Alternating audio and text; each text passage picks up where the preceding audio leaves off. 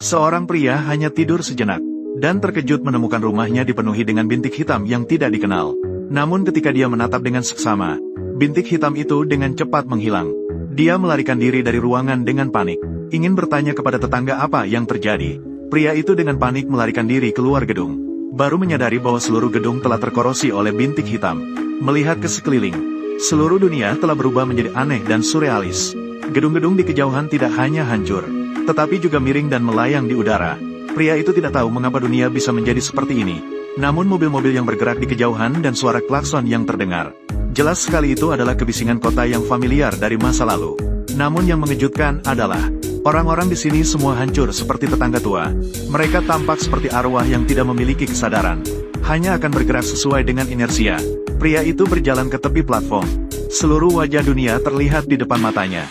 Di sini tidak ada atas, bawah, kiri, atau kanan, dan tidak terikat oleh hukum fisika.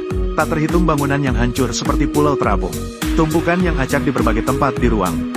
Jalan kecil yang dihimpun oleh bintik hitam, menghubungkan mereka satu sama lain, bertumpuk-tumpuk dan membentang entah sejauh mana.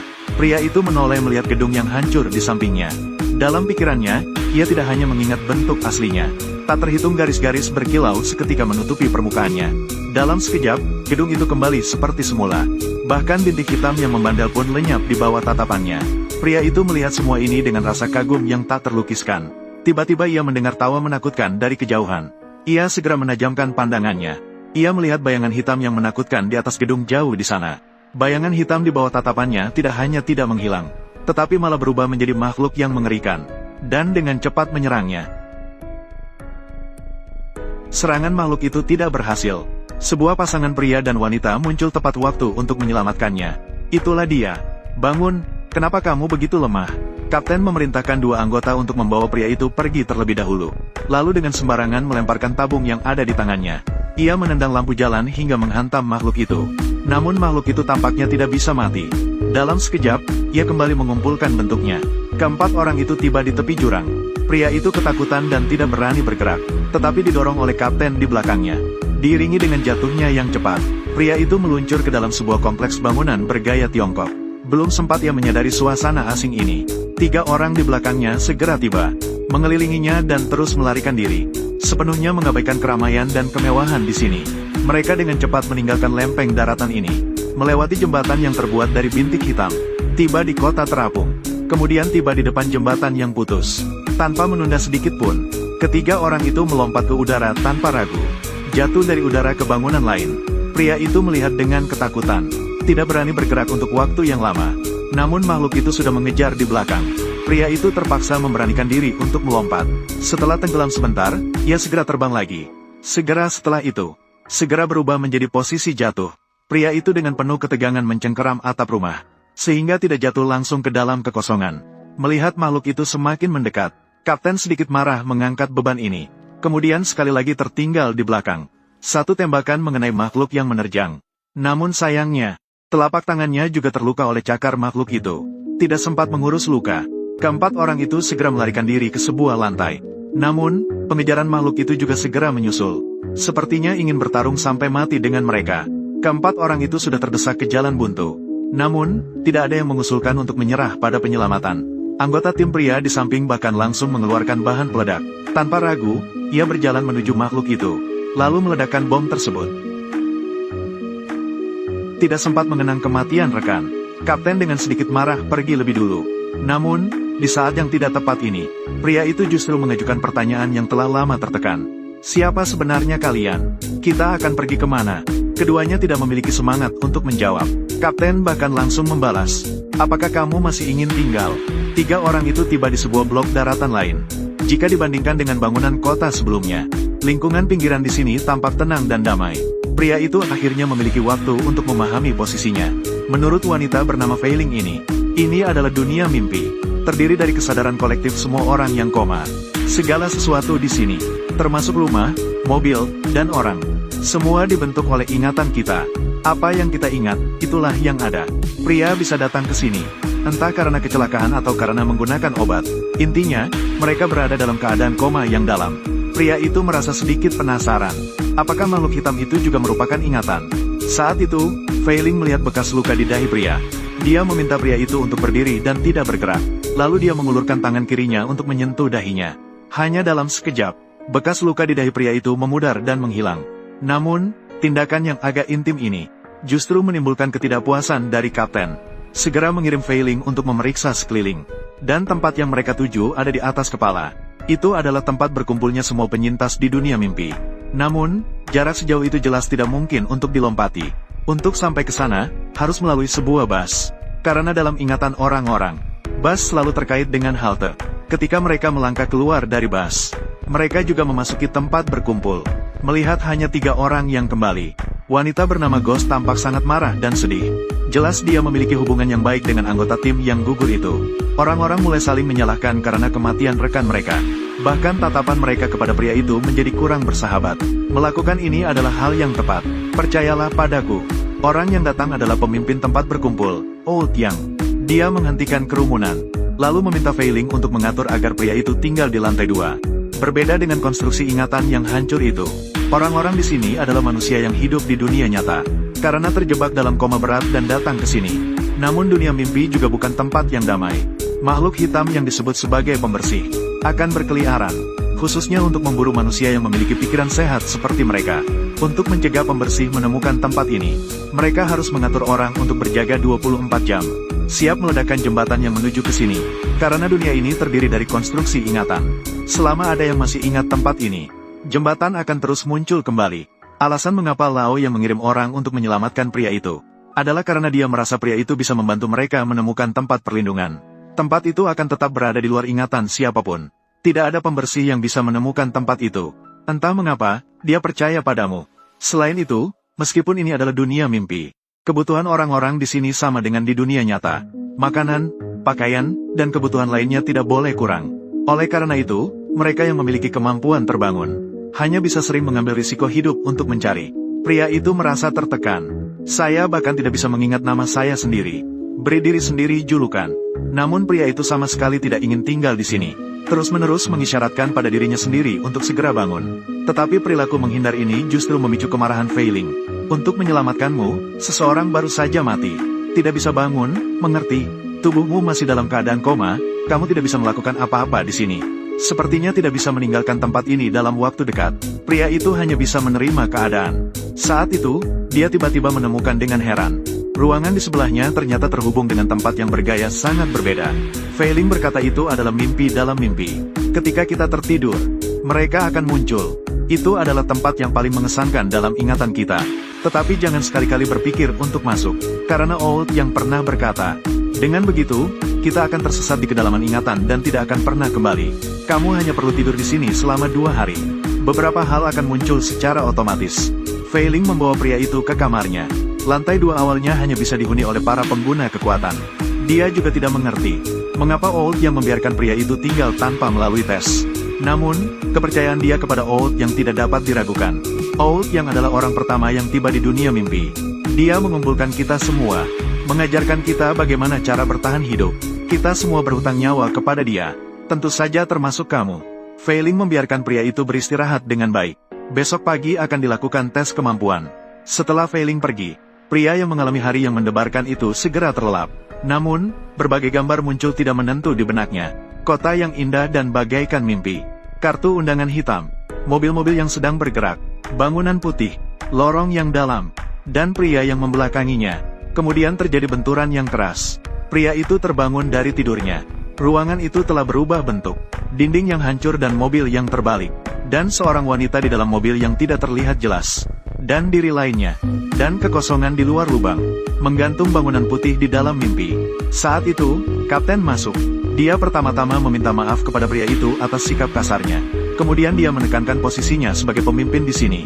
Lalu dia baru mengungkapkan tujuan sebenarnya. Jangan coba-coba dengan Fei-Ling. Saya suka dia. Kapten suka pada Fei-Ling. Dia menyatakan haknya atasnya kepada pria itu. Namun pria itu tidak mau mundur. Dia berpendapat bahwa ini seharusnya menjadi keputusan Fei-Ling sendiri. Ketidakpekaan pria itu membuat Kapten sedikit kesal. Meskipun Lao yang menghargai Anda, tapi dia hanya pemimpin spiritual di sini. Dan saya adalah pelaku sebenarnya. Kamu seharusnya berteman denganku, bukan melawan saya. Pria itu sama sekali tidak terpengaruh. Dia tetap bersikeras bahwa ini seharusnya keputusan Fei Ling sendiri. Pria itu terus-menerus membantah. Hal ini membuat Kapten sangat marah. Kamu masih belum mengerti situasinya. Bangkitlah, kenapa? Bangkitlah, pejuang. Jalan serentak. Semua orang sedang menunggu kamu. Upacara kebangkitan pendatang baru berlangsung di lapangan berkumpul. Berdasarkan karakteristik pemikiran dan keahlian masing-masing orang, setiap orang memiliki kemampuan unik yang terbangun. Misalnya, Ghost dapat merasakan eliminator dari jarak jauh, dan dapat menciptakan ilusi. Ahli astronomi yang berpengetahuan luas dapat membuat kendaraan luar angkasa. Sementara itu, anggota tim yang mengorbankan diri, dapat mendeteksi orang yang masuk ke dunia ini dari jarak jauh. Kebangkitan kemampuan unik memerlukan benturan dan bahaya. Kapten meminta si kurcaci untuk menembakkan peluru berongga ke arah pria itu. Pria itu terkena serangan peluru bertubi-tubi. Tubuhnya terasa sakit seperti udang. Namun tidak ada tanda-tanda kebangkitan sama sekali. Kapten berpendapat ini karena tingkat bahaya yang belum cukup. Jadi, dia meminta si kurcaci untuk mengaktifkan robot yang diciptakannya. Pria itu kembali dipukul dengan keras. Tidak tahan lagi, dia ingin melarikan diri. Namun, Kapten merebut remote dari tangan si kurcaci. Atur ke daya maksimum. Pukulan berat berulang kali pada pria itu. Ayo bergerak, kamu bisa melakukannya.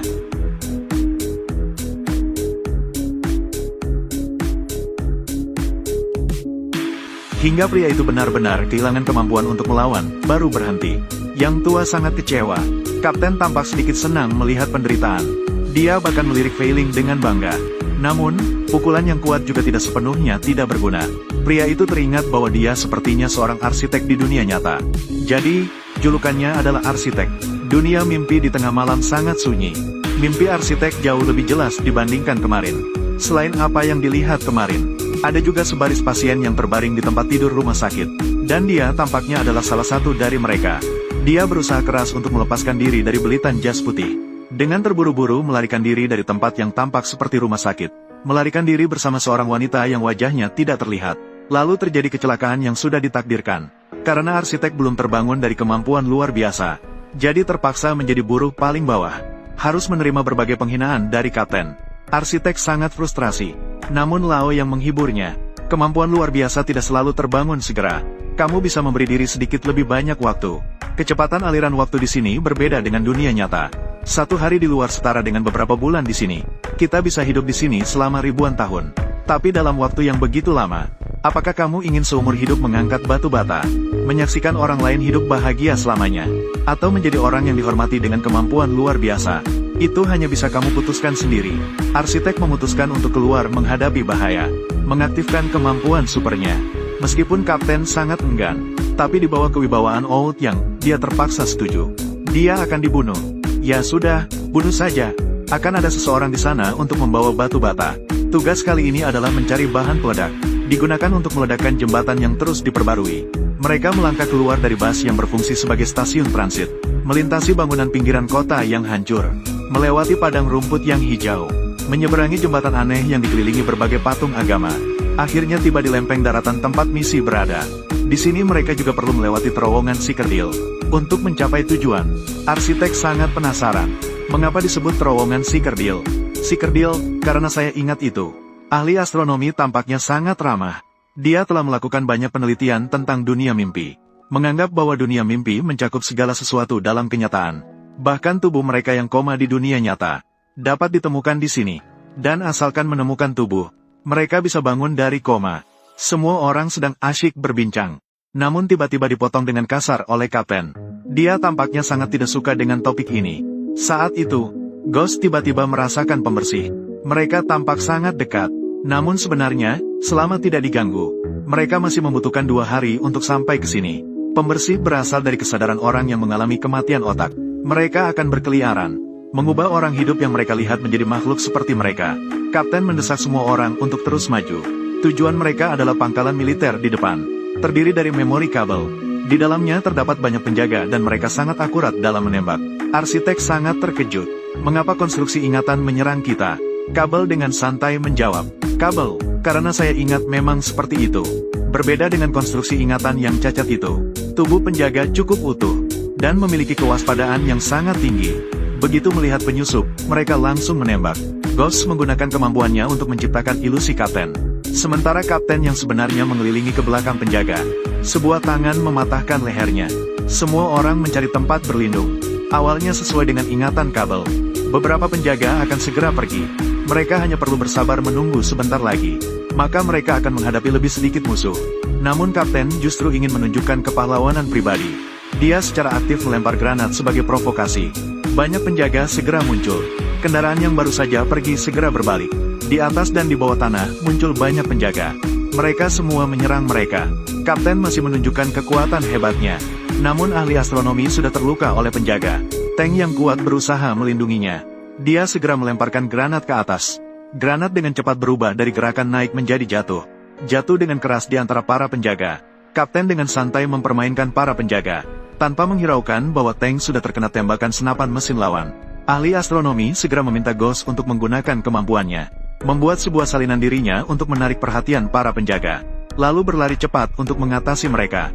Meskipun tank cepat pulih di bawah perawatan Feiling. Namun tindakan kapten yang mengabaikan kepentingan bersama tetap mengundang ketidakpuasan dari semua orang. Kamu akan membunuh kita semua. Namun kapten tidak merasa sedikit pun bersalah. Sebaliknya, ia semakin menekankan posisinya sebagai pemimpin. Jika kamu berteriak padaku seperti itu lagi lain kali, aku akan merobekmu menjadi dua. Akulah yang bertanggung jawab di sini. Untungnya pada saat itu, si kurcaci kebetulan menggunakan kemampuannya untuk membuka pintu basis. Dengan demikian menghindari eskalasi konflik lebih lanjut. Semua orang mulai masuk ke dalam basis. Sebuah pemandangan yang megah dan surrealis segera terlihat di depan mata.